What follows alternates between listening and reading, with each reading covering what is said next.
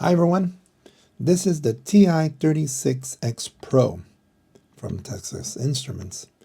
Now, there have been some people that have asked me, if you take something like 9 over 160, right? 9 divided by 160 and you enter, it gives you an answer of 0.05625. Question is, can I round the number at a certain place? In this case, what?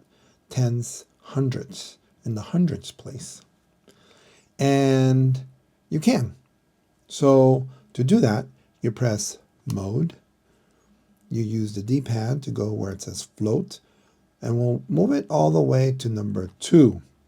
We're going to press Enter just in case it recognizes that we want to fix it at 2. And then we'll go and say second mode to quit. And let's do that again.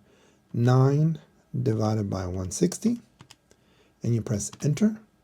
And now you can see that after we do that, it's 0.06, right? And it rounded because this 6 will round that 5 to a 6, right? So that's really, really nice to have. In this way, you'll be able to round to the place that you want with your calculator.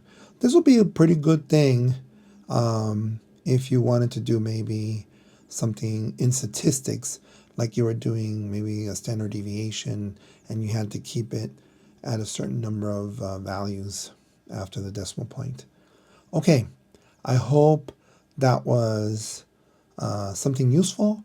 Please tell your friends, your schoolmates, your teachers about this video.